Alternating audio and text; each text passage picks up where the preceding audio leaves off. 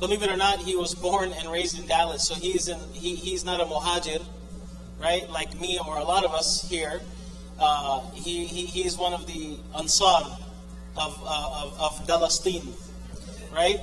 But he did a hijrah, and he left Palestine, and not only in the course of growing up as a child, but a part of his hijrah included his pursuit of the Islamic sciences, which took him on a almost decade-long journey through various countries, and the majority of that being in South Africa.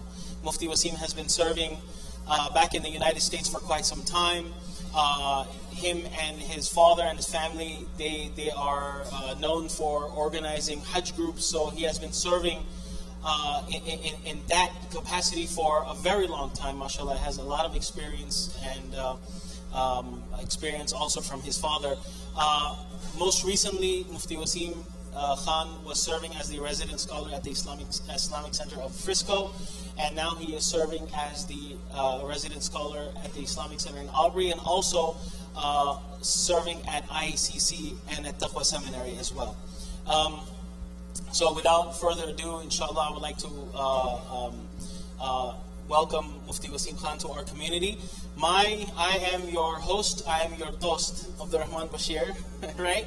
And inshallah, our panel, our discussion, inshallah, our topic for tonight will be more of a discussion format. But inshallah, the bulk of it, inshallah, we would like to benefit from Mufti Wasim Khan. We are very thankful to you for taking time out of your busy schedule for being with us. Thank you for being with us, Mufti Wasim Khan. Assalamu alaikum wa rahmatullahi wa barakatuh. Jazakallah khair. Bismillah ar-Rahman ar-Rahim. Nahmadu wa salli ala Rasulil Kareem. Amma ba'd. It's always a blessing and a source of happiness for myself whenever I come to the Alan community.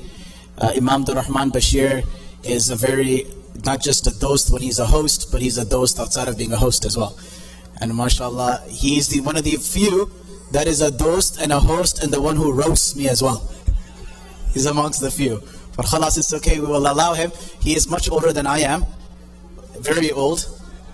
Allah knows the age. And you are very young. Alhamdulillah. So I know he has children my age and stuff, and it's khair. But may Allah give him barakat in his health and his wealth, and keep him with us, inshallah. So, plight of the Ummah, the title of this topic. Once I had a conversation with Brother Muhammad Faris. Many of you, a lot of you know him, some of you may not know him, but he's known as Abu Productive, right? The Productive Muslim Company. Alhamdulillah, the Allen community is, he's not here right now, so I'm saying this. The Allen community is fortunate to the city of Allen, and the community of Allen is very fortunate to have a brother like Muhammad Faris in our community. And we, as a community, we need to benefit from what he has to offer and what he is offering on an international level. So we don't want something like this to just go over our heads without knowing it.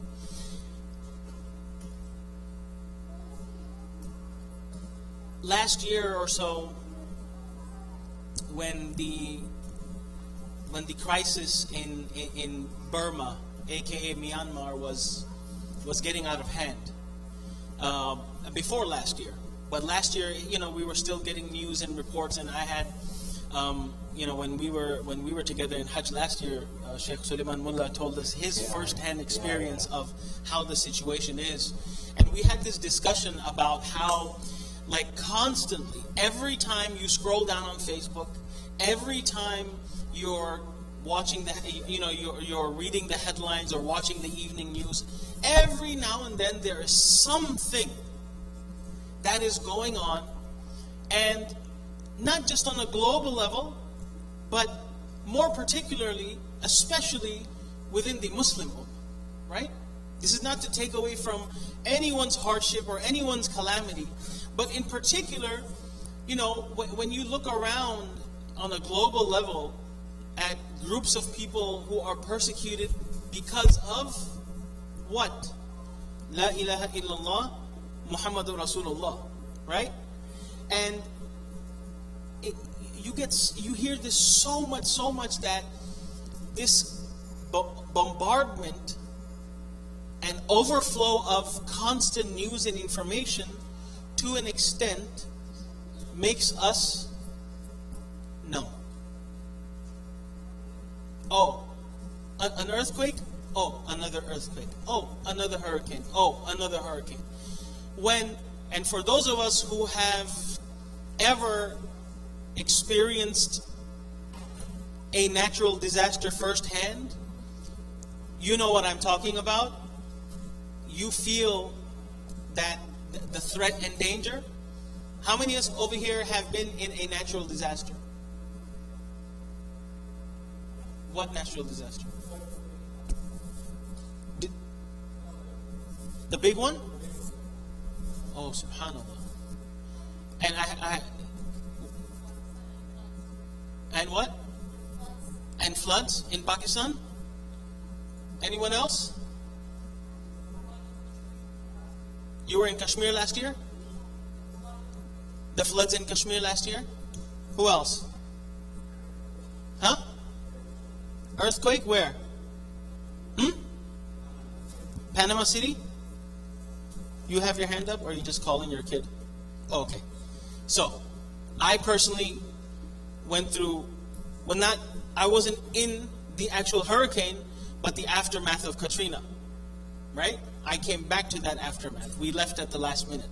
So, unless you have been through a certain situation, it's really hard to develop this empathy and sympathy. And okay, it's easy to say, okay, you know what, if you want to feel hunger, you just fast, right? If you want to feel thirst, you just fast. There are certain things that you can kind of develop a sense of what's going on, but how are you going to, like, oh, I want to see what an earthquake feels like. You can't go and experience an earthquake at that little thing at Perot Museum. It's not an earthquake, right? So, unless you've actually been through that, it's hard. But in spite of this, and keeping with the topic of getting numb, constantly something's going on, not just with Mother Nature, but all of the other wars and all of the politics that is unfolding throughout the world. And because of that, many Muslims, brothers, sisters, children, get plowed in the process. And it is a very sad fact. But in order to have some type of feeling of what's going on, it's very important for us as individuals and us as a community to know what's going on. To know what's going on, where it's going on, and why it's going on. Do you follow me? Does the average Muslim know about what is going on in China and why it's going on and how many people it's going on with and how long it has been going on? And whatever is going on,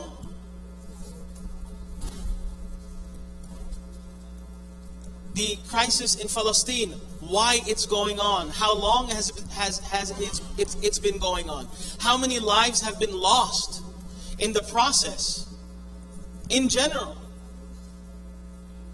What happened in Bosnia? Do we know what happened in Bosnia? You can ask any Bosnian and they will tell you what happened in Bosnia. Do we know what happened in Bosnia? Do we know what's going on in Burma? Do we know what's going on in Myanmar? In Bangladesh? In Pakistan? All of the, and it's not always, Muslim against non, but the unfortunate reality of the matter is that in many places it's Muslim on Muslim combat and crime. We spend the last how many days talking about what? Karbala. We just finished that yesterday. So as an ummah, as a community, as an individual, in order for Abdurrahman to feel the plight of what someone is going through, we need to at least know they're going through.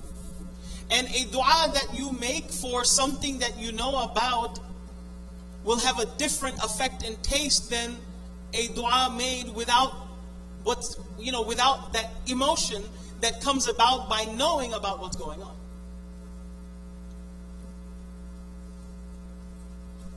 Please. Bismillah ar-Rahman ar-Rahim.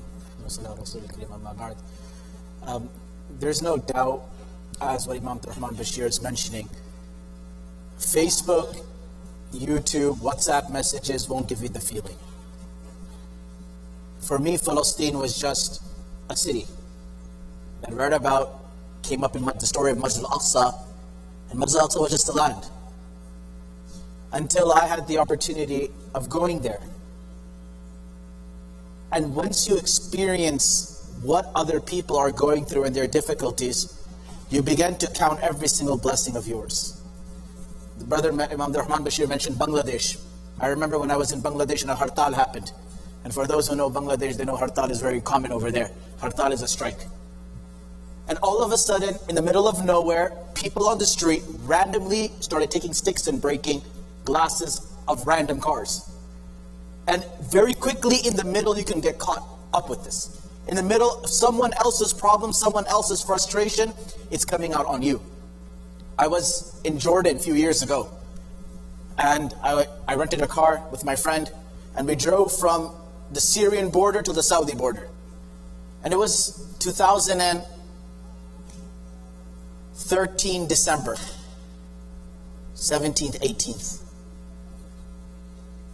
And I remember coming, the conflict was still fairly new.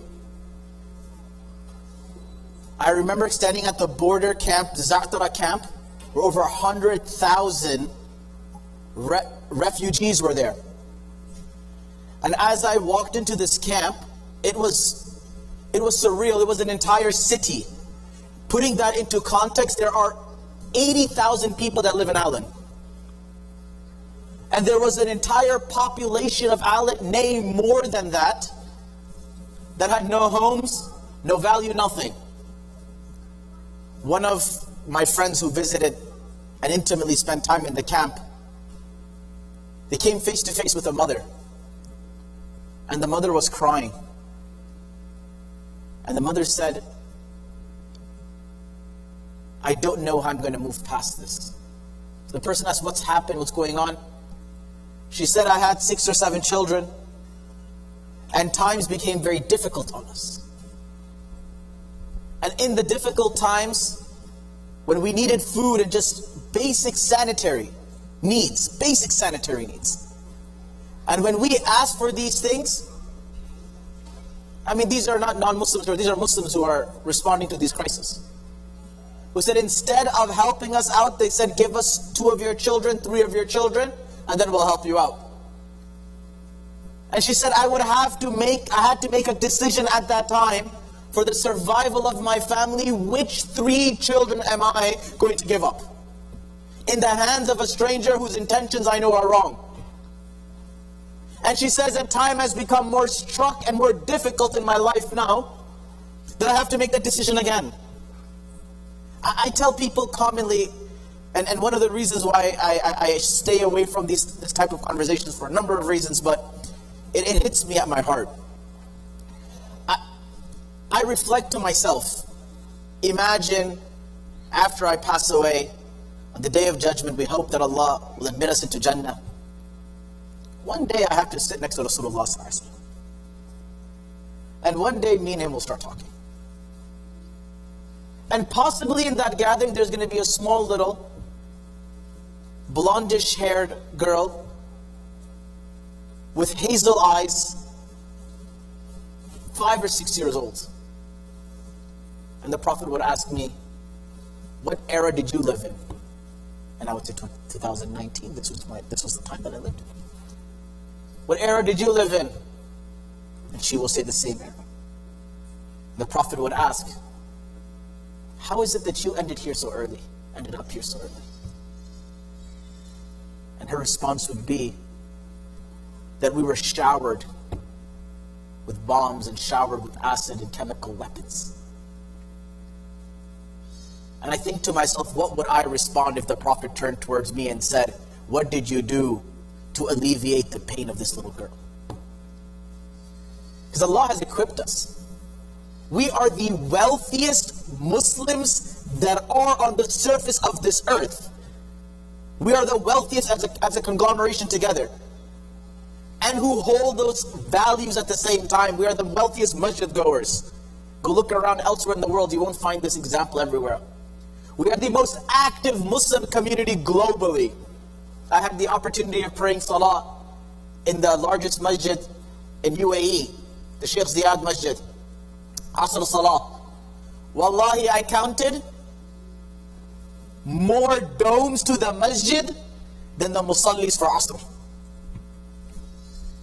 I was in Houston that time, or Frisco, and I came back and I said, there are more musallis in our masjid here for Asr than there was there in the third largest masjid in the world.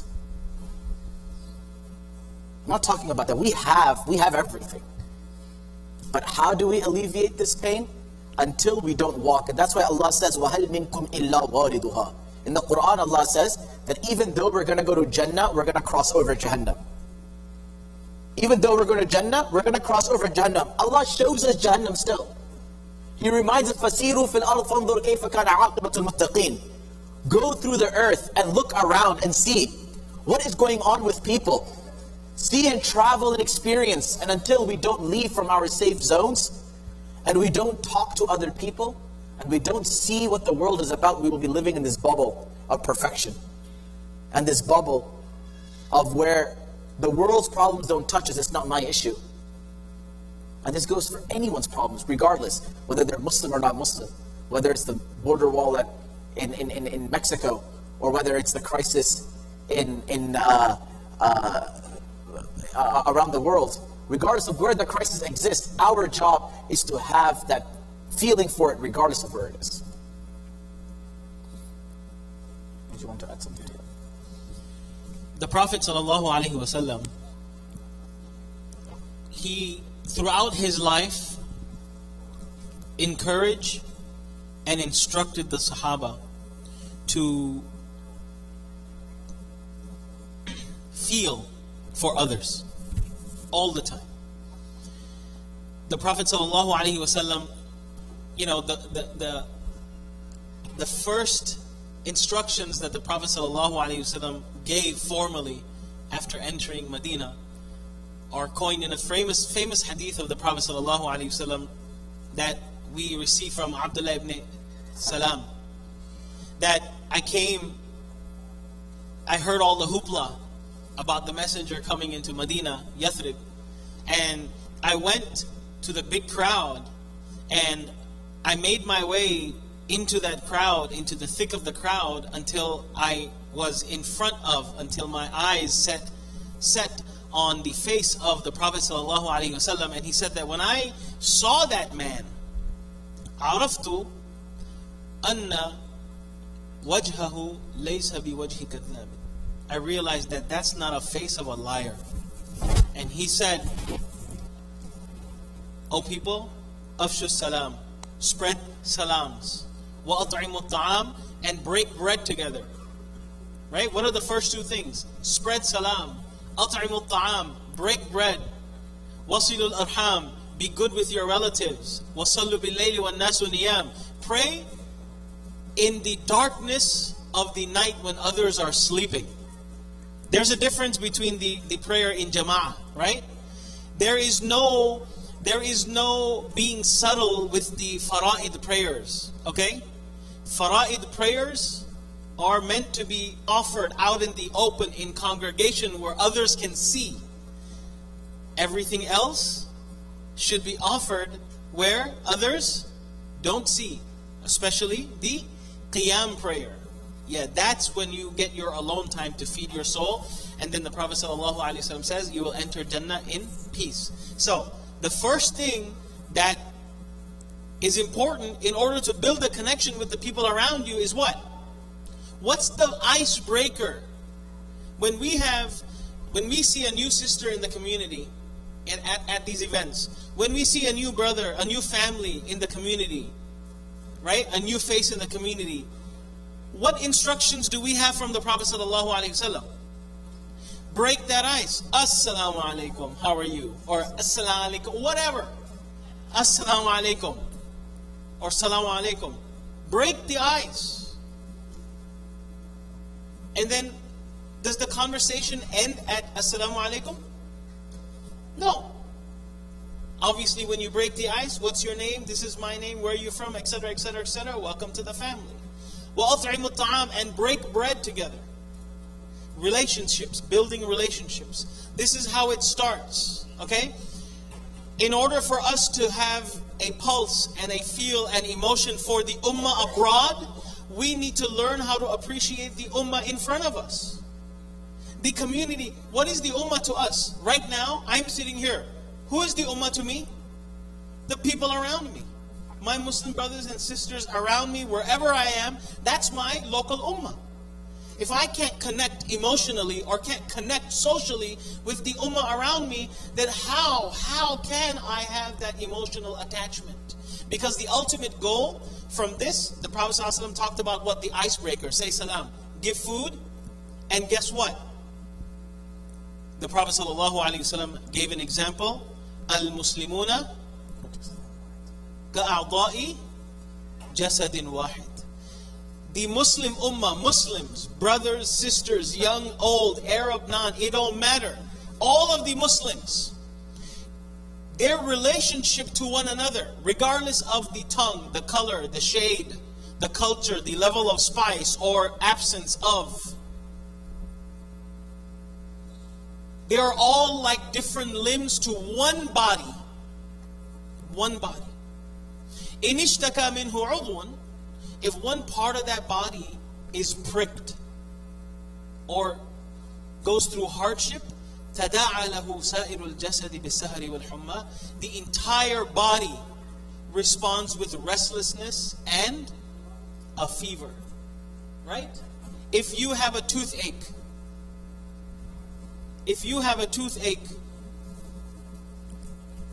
people can realize that you have a toothache. Why? Because your hands like this. What is reacting? Your hands reacting. When our body feels ill, when we get hurt, the rest of the body responds. Our forehead makes a movement. Our mouth goes, ouch, or something worse, right? We start to jump, we start to retract, we start to react. We seek help. We seek a band-aid. Our whole body goes into movement.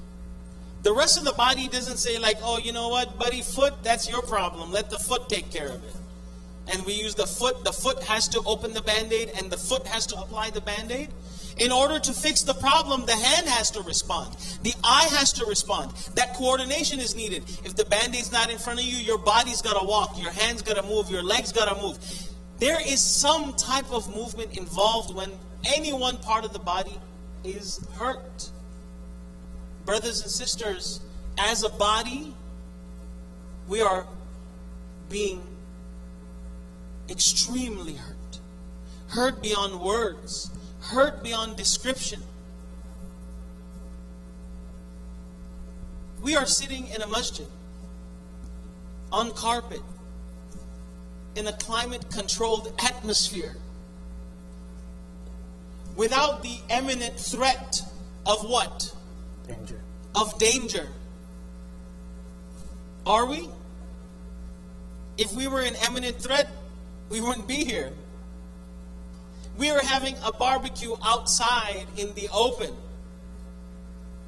in the middle of a city, not out in the woods. You know, Marna, when we were in, I was just talking to that brother from South Africa.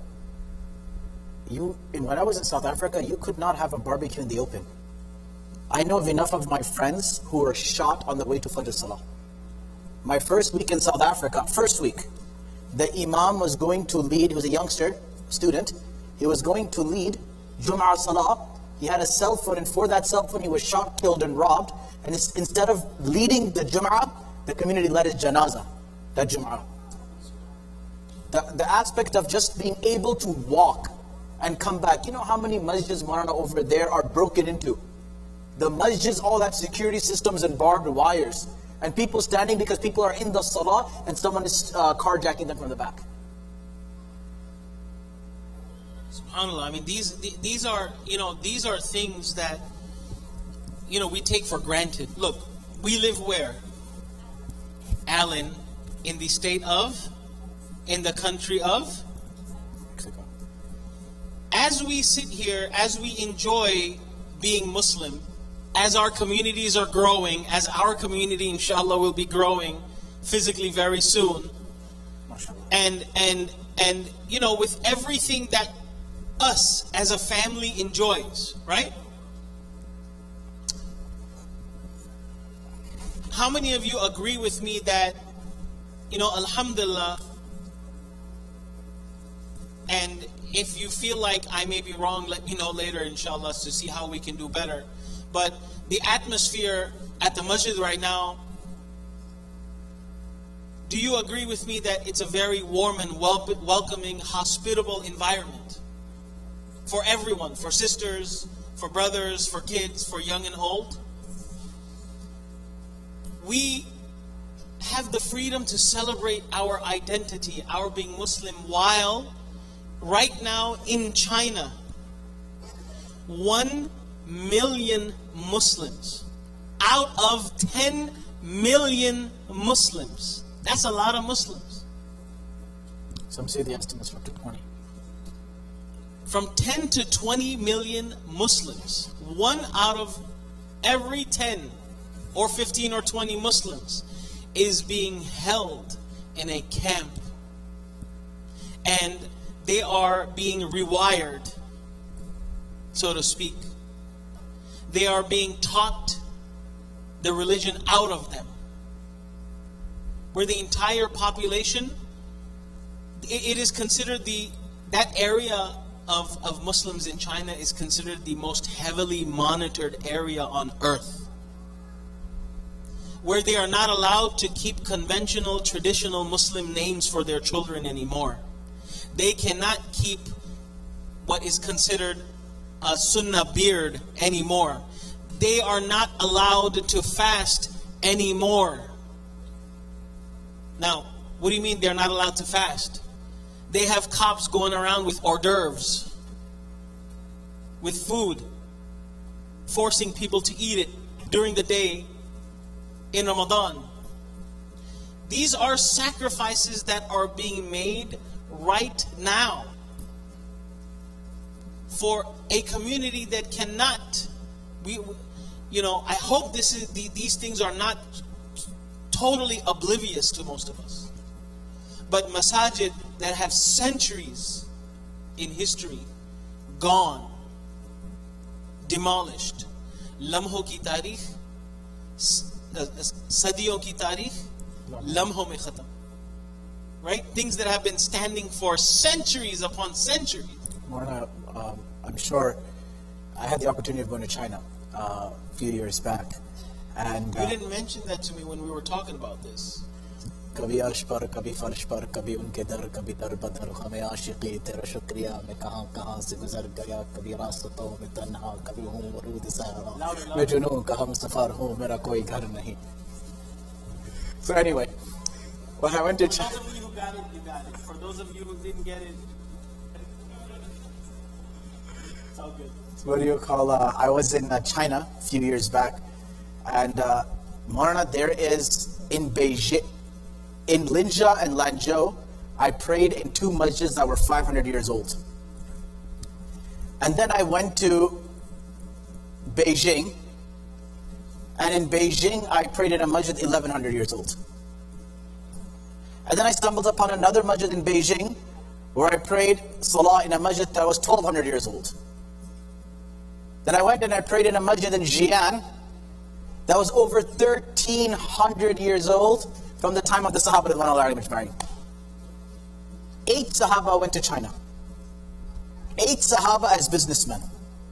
They went to China. No da'wah, nothing else, no military expedition, nothing. 8 of them.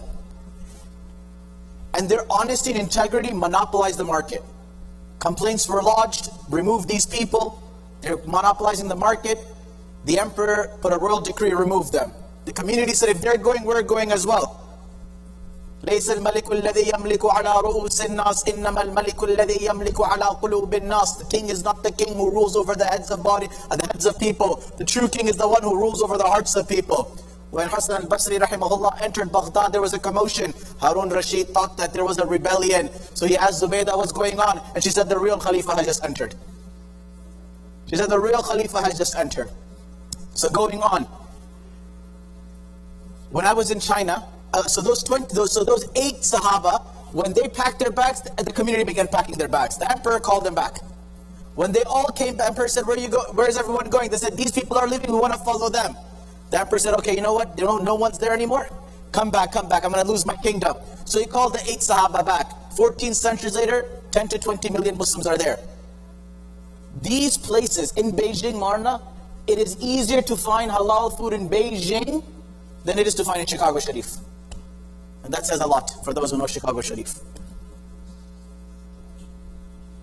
Guangzhou. How many of you know Guangzhou? All you people everyone who's busy in business and electronics and stuff in Guangzhou. Guangzhou was almost purely Muslim, Marna. When I was in Xi'an, I met the Imam of the masjid, the oldest masjid in China. One of the oldest masjids. I met him, and he was Chinese, but he spoke Arabic. If you put a curtain before him, you could not tell this brother was Chinese, you'd think he was Muslim. He had everything, the lahja, the style, the face movements, the body movements. The man had remarkable Arabic. Like, I was blown away. My teacher was with me, Grand Mufti of South Africa. He was blown away. Then the time of Isha inched. And he said to us, he said, please forgive me for 2 things. The first thing is you're going to have to repeat your Isha Salah. For 2 reasons. We said, why? He said, we are not allowed to pray Isha in Isha's time, so we pray Isha in actually Maghrib's time. We cannot pray it at the time we're supposed to. There's a curfew on us. So we have to pray it early. That's the first thing. I mean, praying Salah on time. These are ni'mas you don't think about. He said the second thing is, I have to recite the Quran incorrectly. Because if I read the Quran in the correct manner, the knowledge of Quranic recitation has evaporated from our scholars even here, that if I read Quran correctly, they will think I am wrong. So I have to read Quran butchered in the Chinese format in the wrong way. And that's exactly what has happened. The Imams over there, literally someone who studies 2-3 books, there's no one else can study. It's a communist area. You cannot just give da'wah nothing. Their Jum'ah salahs in this 1200-year-old masjid was far less than your Maghrib salah we just picked right now. I was driving from Linja to Lanzhou. It's a 2-hour drive. Or 3-hour drive. And the drivers didn't speak a drop of English. So I'm pretty bad at Pictionary, so they understood, right? That we need to get back to the airport. I drove a plane. And there was no airport in that city, so I realized that I had to go to the main city. As I'm going, there's this gorgeous masjid. Bigger than any masjid I've seen in America. In the middle of a farmland. So I took out my phone and I began taking a picture. And then the Chinese guy starts saying something to me. And I don't know, I'm trying to tell him slow down and he's just not listening to me. And we're having this issue. He's trying to say something to me, and he's not bothered by me trying to take these pictures. He's just not listening to me slowing down. Literally 30 seconds later, I see another ginormous masjid on my left. A minute later, another one on my right. The next minute, another left. For almost 2 hours straight, almost every minute, there was a masjid to my right or my left. And ginormous masjids, some replicating how Masjid al-Nabawi's minaras are, some replicating Masjid al-Aqsa, some in the Chinese structure, some small, some in the mountain, filled with masjids. What the person was trying to tell me was, relax, you're going to see enough masjids. Don't get excited, you're going to see a lot of these on the way. But as Marna said, the existence of these things doesn't secure anything. This isn't security. Anything can be snapped away, taken away. And their situation can become our situation. And our situation, and most of I was in Spain, and you know when they would take me to the masjids, and I would pay the ticket price, I would think to myself, have we made provisions that 200 years later, our masjids don't become museums? मस्जिद तो बना दी शब भर में इमाम की हरारत वालों ने मन अपना पुराना पापी है पर जुम में नमाजी बन न सका. I'll leave the poetry, let Mona continue, inshallah. But, I mean, subhanAllah, that is the fact and the reality of the matter, that we must make sure that we cherish the relationships and those people around us. We start developing an emotional attachment to the rest of the Ummah by starting off with the Ummah that we have at hand. And we continue to develop this emotional attachment with the rest of the Ummah by making dua. The most powerful yet most convenient tool that we have to our benefit is the power of dua. When was the last time that we made a dedicated dua for our Muslim brothers and sisters who are going through what they're going through throughout the world? When we go through something, we make dua for ourselves. Or we say Ameen to the dua that is made in the masjid or on Jumu'ah. But what about us making a dedicated dua? Brothers and sisters, I wanted to take this opportunity, inshallah, in closing, and I'm going to give the closing remarks to Mufti Wasim. I wanted to use this event as a platform to introduce to you a program that, inshallah, we're going to be starting November, inshallah. And that is every other month, we're going to start off with this either on a bi-monthly or a quarterly basis. You tell me how frequently we should have this program.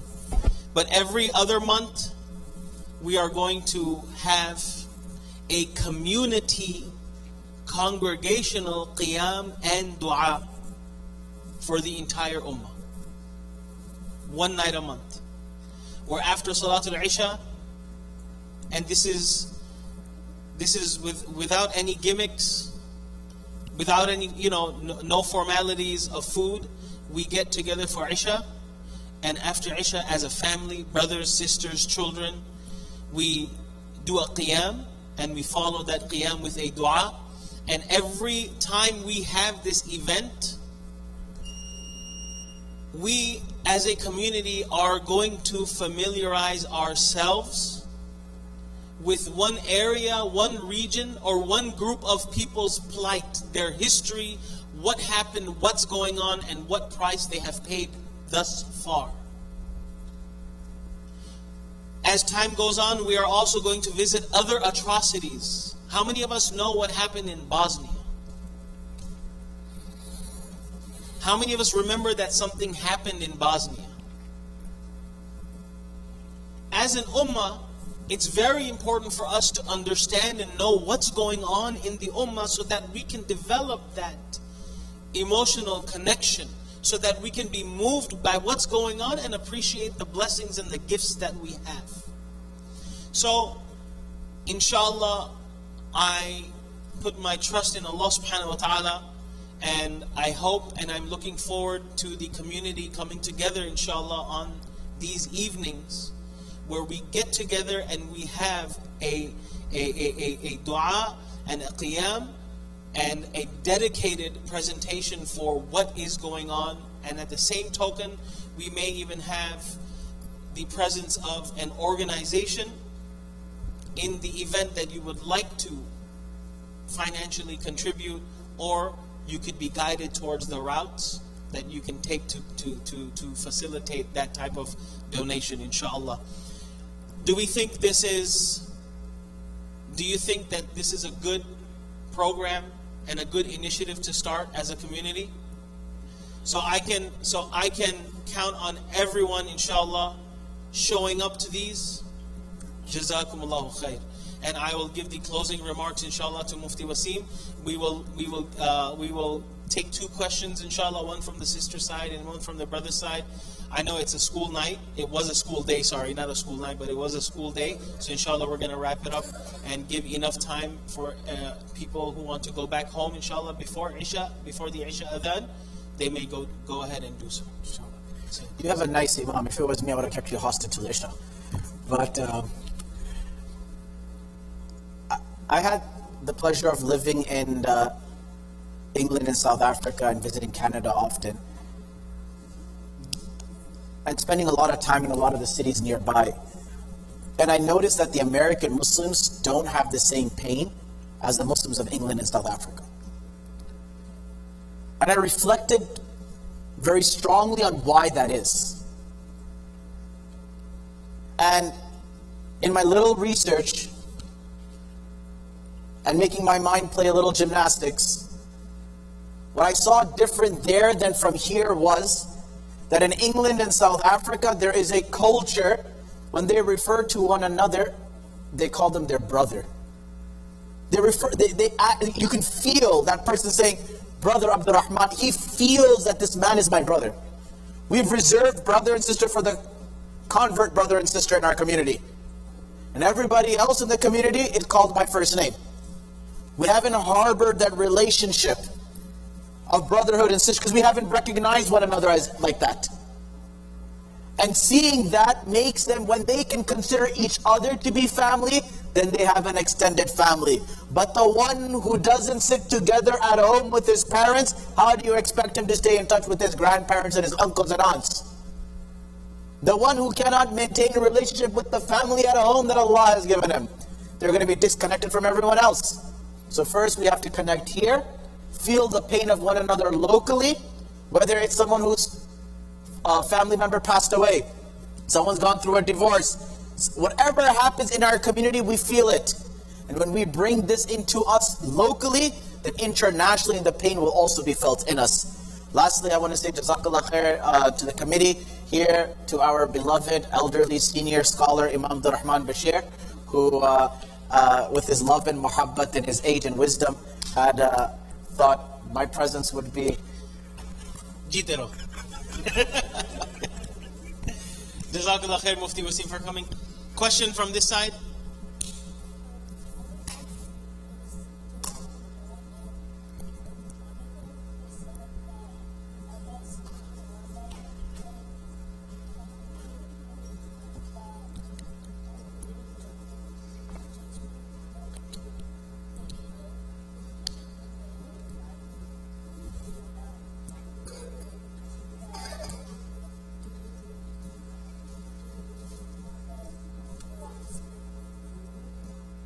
Yeah, so he's mentioning that in Ramadan, he's sharing a hadith he heard of the Prophet ﷺ about how those who displease Allah subhanahu wa ta'ala will be punished in the hereafter. MashaAllah. Jazakallah khair. Question?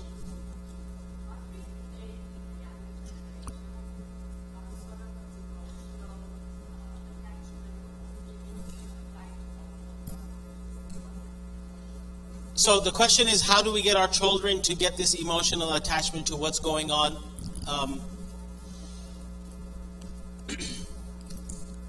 Our kids we need to figure out how our kids can have a first-hand experience with what poverty looks like, and what poverty feels like, and what poverty tastes like. A lot of us who have the opportunity to go to the motherland, okay, overseas, whatever the country may be, even in those trips, you know, there's a certain amount of protecting and padding that you do, but it's very important for our children to see that. Obviously, not put our children's health at risk or in danger, but they need to see that, and they don't necessarily have to take that trip overseas, for example. But whenever they have, like for example, Islamic Relief, along with many faith organizations, they had what day was it? The Day of Dignity, right? The annual event that they have over here. So, for example, the sandwich making. This is one event. This is one event that we have to instill our children that, okay, we're putting food together, but they don't see the receiving it, right? So it's very important as parents to not keep our kids always patted away from the reality. And when the opportunity comes, me as a parent, I'll just share this as a father to other parents over here. When my Bilal and Jamal get to a certain age, like in their early teens perhaps, I do want to take them somewhere overseas, plan a trip with some organization, and go and serve as a volunteer for a week or something in these refugee camps, you know, in order for them to see, for their eyes to open up, for them to give that, you know, for them to get a perspective at what's going on. A simple Hajj and Umrah trip can also fulfill that purpose, but you actually need to look for that and point those things out to our children. Right? When our child, we can tell our child their whole lives not to waste food, but when they see another child digging in the trash for an apple that has a bite and go and tell the other one that, hey, I found an apple, and then the other one looks in the trash and picks up one that doesn't have a bite and says, ha, I have one that hasn't been bitten. I've seen that in Hajj. And we saw that a few times, and then we realized as a group that the food that we are getting in those boxes in Hajj is more than we need. Because in Mina, you always remember the rule of Hajj. We have the law of gravity. What goes up must come down. Yeah. In Mina and Arafat, what goes in must come out. So you don't eat that much in those days of Hajj. So we used to get together all the food, take what we need, touch what we want to eat, and put the rest in little packs and go and distribute it. So that was provoked by seeing what was going on, and you realize these things. So for our children, they need to be exposed to these type of things. We need to figure out how our children can have with those type of things. I know you don't have children. I'm the senior. Mufti Wasim doesn't have children. Or a spouse, right? So he's very young, jitero, right? So, but that's one, you know, suggestion as far as the kids to make them do service activities to help the poor and the other community. Any other questions? Yes.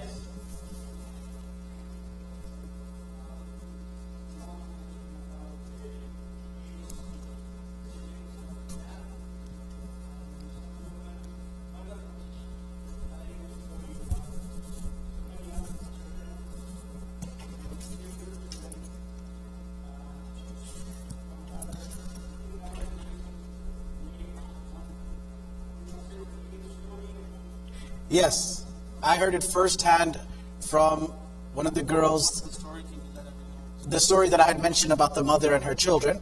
I heard this firsthand from a girl who was from amongst our students, and she had personally spent a few weeks in that campsite. Oh, yeah, it's an internal camp thing, inside the camp.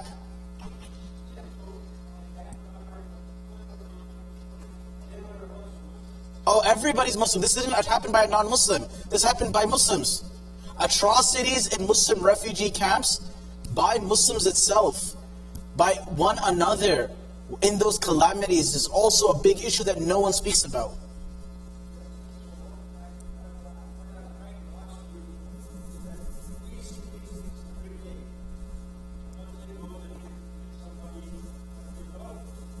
Yeah.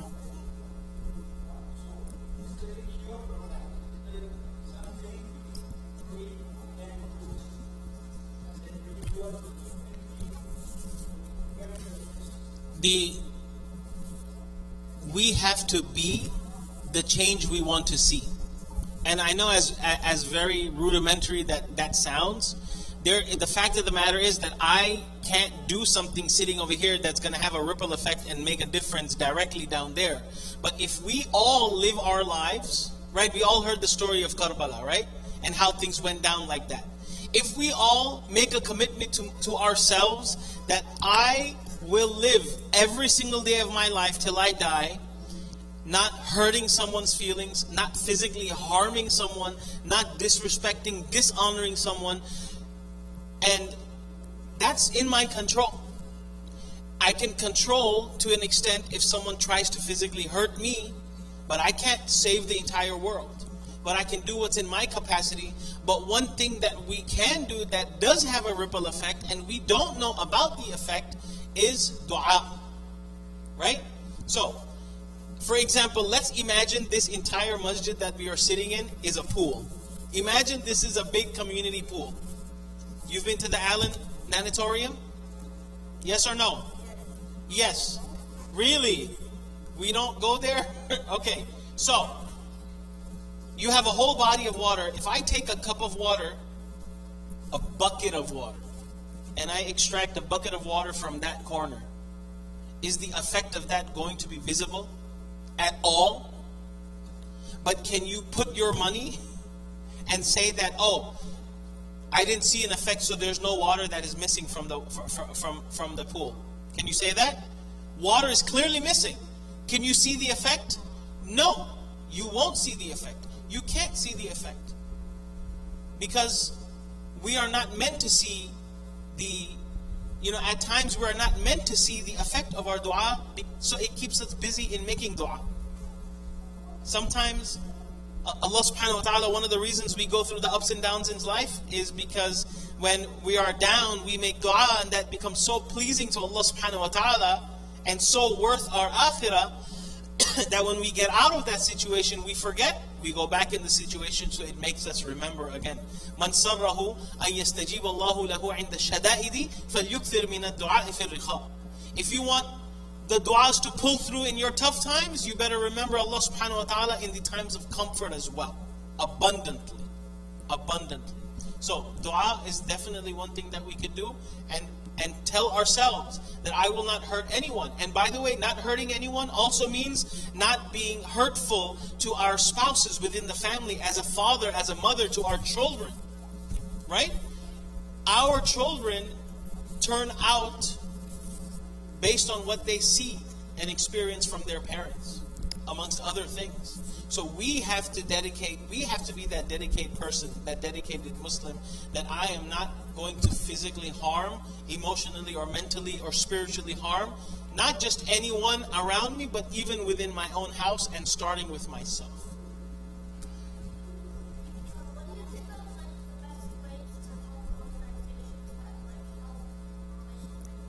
The best organization, the best way to help organizations. So the way organizations help all of the problems that are going on in the world is that they get donations from communities like over here. Definitely. So we can save money. We can save money in a jar, or come up with a donation and help the organizations that are out there. And what they do is they take that money, they buy stuff that helps and feeds those people. I just got a message from one of the kids from Allen, Farhan.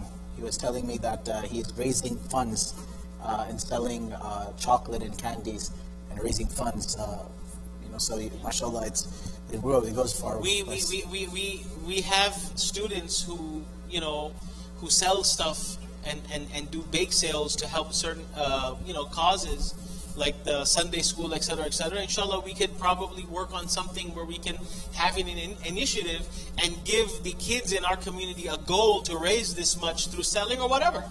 Let them be creative, let them be the entrepreneur, right? And figure out how they're going to take care of this.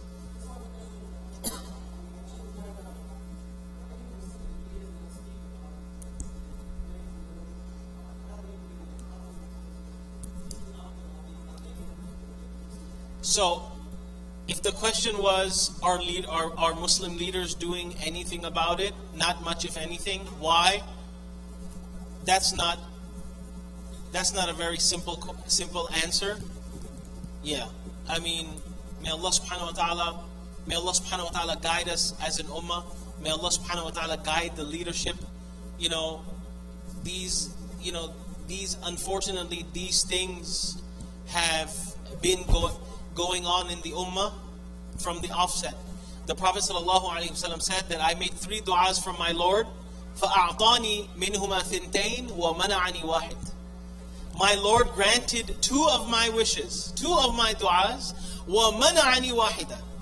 And he basically stopped the third one. He did not fulfill the third request. What was the first dua? I begged Allah to not allow my entire ummah to be submerged in flood. In other words, don't destroy them by water, the entire ummah. Allah subhanahu wa ta'ala sent the message that is accepted. Then the Prophet ﷺ said that I prayed to Allah subhanahu wa ta'ala, I begged Allah subhanahu wa ta'ala to not allow my ummah to go into peril through famine, the entire ummah to die hunger. And Allah subhanahu wa ta'ala answered that, and He said, then I asked, Allah yaj'ala ba'sahum baynahum. Oh Allah, don't allow the ummah to have conflict amongst one another. فَمَنَعَنِيهَا. That did not get fulfilled. So that is the fact of the matter, that as an ummah, at many a times, and a lot of the times, we have actually been at odds with each other. But we have to play our part. And we have to make sure that if given a choice, we will always find ourselves on the side of being those who don't harm others. Jazakumullahu khair. Thank you everyone for coming, inshallah. Please, for those of you who are new to our community, please sign up for our newsletter on our website, like us on Facebook, stay up to date with the events, inshallah. We will give about a 5-minute delay for the adhan, so that if the brothers and families who want to leave, they may leave first, inshallah. Jazakumullah khair. Assalamu alaikum. I just wanted to say one thing. Did anybody hear the car alarm go off? Yeah, right?